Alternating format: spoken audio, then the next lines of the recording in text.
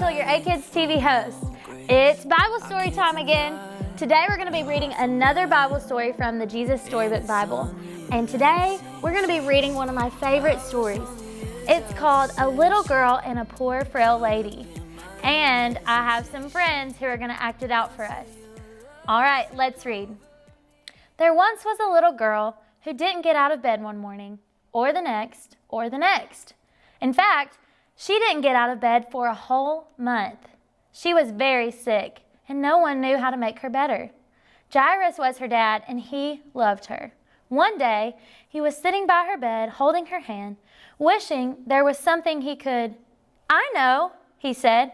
He jumped to his feet, put on his coat, kissed his daughter, ran down the steps, past the servants, out of the house, through the gates, along the road, into the town, up the steps, and into the temple. He fought his way through all the people until at last he found who he was looking for. "Jesus," he said, falling at Jesus' feet. "My daughter," he pleaded, "please."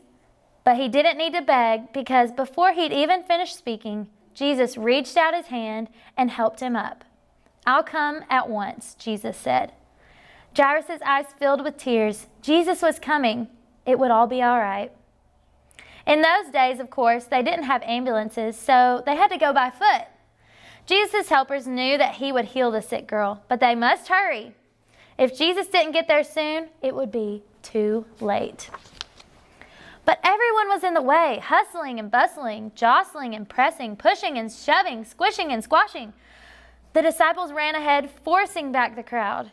Suddenly, Jesus stopped. His friends looked back. What was he doing? "Who touched me?" Jesus asked, because he felt power go out of him. "Me," said a frail lady, looking down at the ground because she was ashamed. The poor lady had been sick for 12 years, and she had to get well. She knew if she only touched Jesus' coat, she would be healed. So she touched his coat, and instantly she was well. "We don't have time," Jesus' friends said, but Jesus always had time. He reached out his hands and gently lifted her head. He looked into her eyes and smiled. "You believed," he said, wiping a tear from her eye, "and now you are well."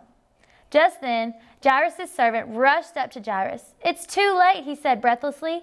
"Your daughter is dead." Jesus turned to Jairus. "It's not too late," Jesus said. "Trust me."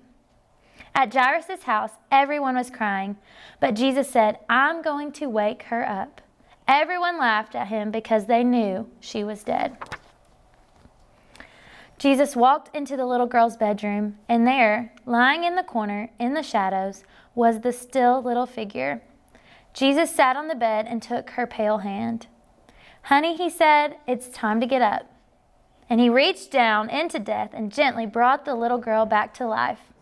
The little girl woke up, rubbed her eyes as if she just had a good night's sleep, and leapt out of bed. Jesus threw open the shutters, and sunlight flooded the dark room. "Hungry?" Jesus asked. She nodded. Jesus called to her family, "Bring this little girl some breakfast." Jesus helped and healed many people like this. He made blind people see. He made deaf people hear. He made lame people walk. Jesus was making the sad things come untrue. He was mending God's broken world. That's our story for today. I think these guys are some pretty good actors, don't you?